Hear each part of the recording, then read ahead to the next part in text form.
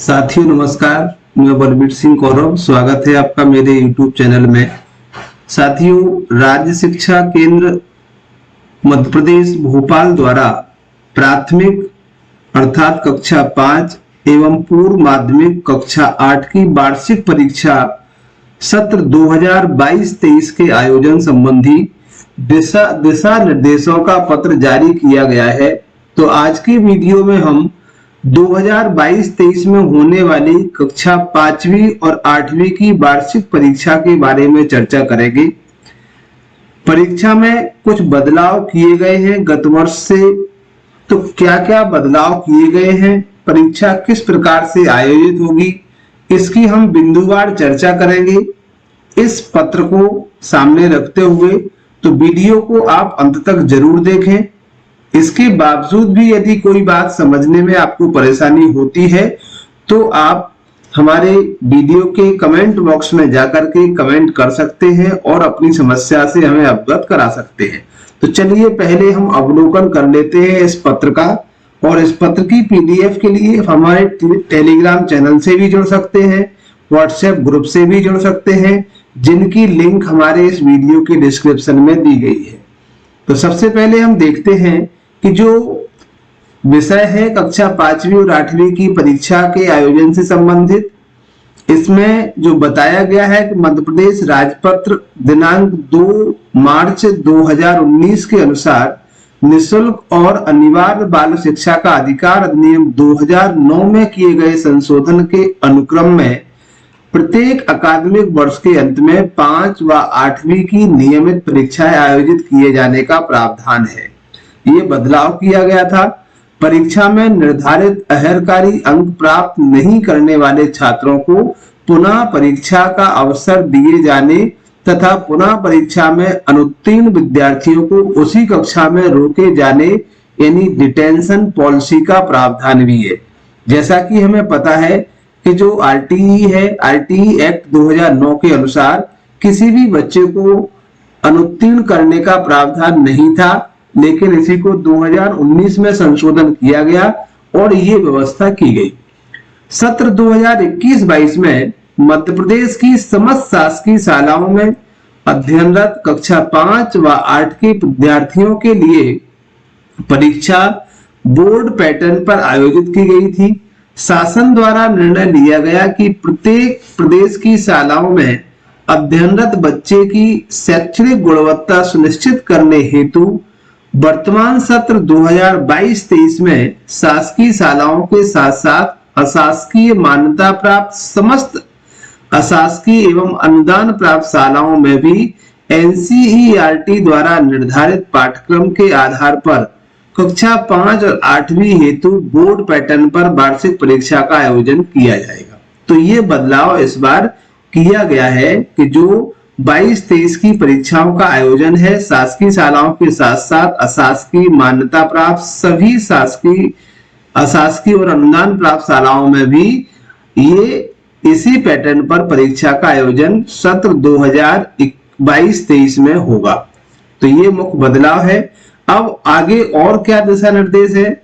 राज्य शिक्षा केंद्र के दिशा निर्देशानुसार जिला शिक्षा अधिकारी के नेतृत्व में परीक्षा संपादित कराई जाएगी। जिला स्तर पर परीक्षा संबंधी आवश्यक व्यवस्थाओं के लिए जिला परीक्षा समिति का गठन गत वर्ष के अनुसार ही किया जाएगा। पैटर्न क्या होगा परीक्षा का? तो ये है, इसमें अर्धवार्षिक परीक्षा का आयोजन होगा जो 20% यानी 50 अंक का पूर्णांक होगा और इसका टोटल वार्षिक का 20% इसमें हम अधिभार इसका रहेगा। वार्षिक परीक्षा जो होगी, वार्षिक परीक्षा के रूप में जो लिखित परीक्षा होगी वो 60% यानी 60 अंक का पूर्णांक होगा और वार्षिक प्रोजेक्ट जो होगा वो 20 अंक का होगा। तो इस तरह से जो वार्षिक परीक्षा और प्रोजेक्ट कुल हमारे यहाँ 80 नंबर की होगी और 20 मार्क्स का हमें अधिभार जो हमारा रहेगा वो अर्धवार्षिक परीक्षा से रहेगा। शासकीय शालाओं हेतु अर्धवार्षिक परीक्षा का आयोजन राज्य शिक्षा केंद्र के द्वारा निर्मित कराए गए प्रश्न पत्र एवं निर्धारित समय सारणी के अनुसार कराया जाएगा, जिसका टाइम टेबल पृथक से जारी किया जाएगा, इसमें नहीं दिया गया है। अशासकीय शालाओं द्वारा अर्धवार्षिक परीक्षा का आयोजन शाला स्तर पर राज्य शिक्षा केंद्र द्वारा निर्दिष्ट पाठ्यक्रम एवं ब्लूप्रिंट के आधार पर ही किया जाएगा। वार्षिक परीक्षा में कक्षावार विषयवार जो पाठ्यक्रम है, एट ग्रेड यानी वर्तमान कक्षा से संबंधित जो एट ग्रेड है उसके आधार पर जो लर्निंग आउटकम्स पर बेस्ड प्रश्न पत्र होगा, जिसका निर्माण राज्य शिक्षा केंद्र द्वारा ही कराया जाएगा। वार्षिक परीक्षा के लिए पाठ्यक्रम एवं प्रोजेक्ट की सूची पृथक से जारी की जाएगी। क्या पाठ्यक्रम है उसकी सूची के लिए अलग से पत्र जारी किया जाएगा। वार्षिक परीक्षा हेतु विषयवार योजना ये इस तरह से रहेगी। प्रत्येक विषय का जो कक्षा 5 तक के लिए, जैसे हिंदी, अंग्रेजी, अतिरिक्त भाषा है, गणित और पर्यावरण, मुख्य रूप से 4 सब्जेक्ट जो रहते हैं, चारों का लिखित परीक्षा का पूर्णांक होगा 60% और प्रोजेक्ट का होगा 20%। ये वार्षिक परीक्षा के लिए है। इसी तरह से जो 8वीं के लिए है 60 नंबर का रहेगा आपका लिखित और 20 अंक का रहेगा आपका प्रोजेक्ट। तो इस तरह से कुल 6 विषय के 600 अंक का पूर्णांक हमारा कक्षा 8वीं का रहेगा, जिसमें 20% अधभाग अर्धवार्षिक परीक्षा के अंकों का रहेगा। हिंदी भाषा का अध्ययन अनिवार्य होगा। अंग्रेजी माध्यम के विद्यार्थी द्वितीय भाषा के रूप में सामान्य हिंदी का अध्ययन करेंगे। प्रथम भाषा के रूप में हिंदी या अंग्रेजी के अतिरिक्त अन्य किसी भारतीय भाषा का चयन किया जाता है, तो द्वितीय भाषा सामान्य अंग्रेजी तथा तृतीय भाषा के रूप में सामान्य हिंदी का अध्ययन करना अनिवार्य होगा। ये कुछ विषय संबंधी अनिवार्यताएं हैं। इसके साथ साथ देखा जाए कि जो वार्षिक परीक्षा है, तो वार्षिक परीक्षा का जो वार्षिक परीक्षा परिणाम आता है उसमें लिखित परीक्षा और प्रोजेक्ट में दोनों में ही 33% अंकों का लाना अनिवार्य है। यदि इससे कम अंक आते हैं तो उसे अनुत्तीर्ण माना जाएगा और एक बार अनुत्तीर्ण होने के बाद लगभग 2 माह के पश्चात जो दिया गया है कि लगभग 2 माह पश्चात पुनः परीक्षा का अवसर भी प्रदान किया जाएगा। यदि छात्र इसके बाद भी यानी पुनः परीक्षा के बाद भी अनुत्तीर्ण रहता है तो उसकी अध्ययनरत कक्षा में वापस वहीं रोका जाएगा। स्कूल में प्रारंभिक शिक्षा पूर्ण होने तक किसी बच्चे को स्कूल से निष्कासित नहीं किया जाएगा। अर्थात अगर वो दूसरे अवसर में भी परीक्षा में पास नहीं होता है तो हम उसे विद्यालय से नहीं निकाल सकते। उसके लिए हमें उसी कक्षा में उसको अध्ययन करना होगा छात्र को। इसके बाद इस बार थोड़ा नया बदलाव ये परीक्षा शुल्क से संबंधित किया गया है।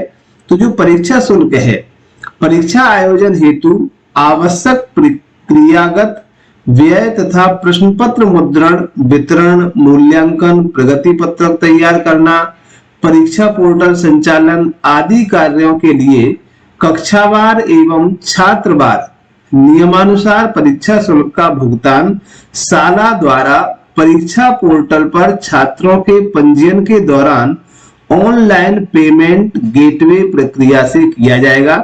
इसके लिए हो सकता है कुछ और दिशा निर्देश आए, तो वो हम आपको जैसे ही प्राप्त होंगे सभी के साथ में शेयर करेंगे। कक्षा 5वीं के लिए जो शुल्क रहेगा वो 50 रुपए प्रति छात्र। कक्षा 8वीं के लिए जो शुल्क होगा वो 100 रुपए प्रति छात्र होगा। लेकिन यहाँ ध्यान रखने योग्य बात यह है कि परीक्षा शुल्क के रूप में कोई भी राशि छात्रों से नहीं दी जाएगी, ये विद्यालय से ही इसको भुगतान करना होगा।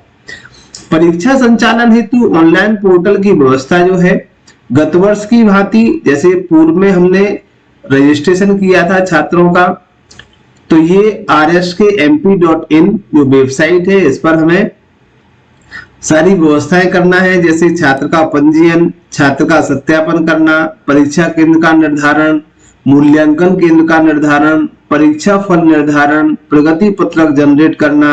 ये सारी व्यवस्थाएं ऑनलाइन होंगी और विभिन्न स्टेप पर होंगी। जैसे रजिस्ट्रेशन यानी पंजीयन और सत्यापन, पंजीयन का काम है वो विद्यालय का रहेगा। इसके बाद ब्लॉक स्तर से उसका पूरा सत्यापन होने के बाद मूल्यांकन केंद्रों का निर्धारण किया जाएगा। ब्लॉक स्तर से ही परीक्षा फल निर्धारण में भी कुछ सहयोग राज्य शिक्षा केंद्र का किया जाएगा। तो अलग अलग स्टेप हैं जहां से इस कार्य को हमें संपादित करना है। इसके संबंध में आवश्यक दिशा निर्देश जो है आईटी प्लेटफॉर्म के संचालन हेतु समस्त संबंधित अधिकारियों एवं शाला प्रभारियों को समय समय पर उन्मुखीकरण भी इनके लिए किया जाएगा। परीक्षा पद्धति से परिचित कराने तथा विद्यार्थियों को अभ्यास के अधिक अवसर दें, इसके लिए विगत वर्षों के प्रश्न पत्र, प्रोजेक्ट कार्य तथा प्रश्न बैंक शीघ्र ही संबंधित शालाओं को उपलब्ध कराए जाएंगे, जिनके माध्यम से हम बच्चों की तैयारी करा सकें वार्षिक परीक्षा के लिए। बोर्ड पैटर्न पर परीक्षा की तैयारी हेतु प्री बोर्ड परीक्षा का आयोजन जो है वो संभवतः फरवरी मार्च माह में किया जाएगा और जो वार्षिक जिसकी समय सारणी भी पृथक से जारी की जाएगी और जो वार्षिक परीक्षा है, वार्षिक परीक्षा का आयोजन संभवतः मार्च अप्रैल 2023 में किया जाएगा। तो इस तरह से फरवरी मार्च 2023 में प्री बोर्ड और या फिर मार्च अप्रैल में इसकी बोर्ड परीक्षा का आयोजन होगा। वार्षिक परीक्षा संचालन संबंधी विभिन्न गतिविधियों हेतु समय सीमा का निर्धारण अथवा अन्य आवश्यक दिशा निर्देश अलग से जारी किए जाएंगे। कभी जो 22-23 की परीक्षा के निर्धारण संबंधी कुछ दिशा निर्देश थे, हमने इस वीडियो के माध्यम से जाने।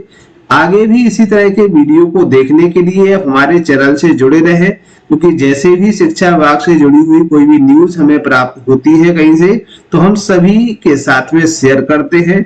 यदि आप चैनल पर पहली बार हैं तो चैनल को सब्सक्राइब करें, लाइक करें, बेल आइकन को क्लिक कर ऑल को सिलेक्ट करें, जिससे सबसे पहले नोटिफिकेशन आपको मिल सके, जिससे आप सारी जानकारी देख सके। किसी भी प्रकार की एकेडमिक संबंधी समस्या के लिए आप हमें कमेंट बॉक्स में कमेंट कर सकते हैं, संभवतः आपकी समस्या का समाधान किया जाएगा। जुड़े रहें हमारे चैनल से। जय हिंद, जय भारत, थैंक यू।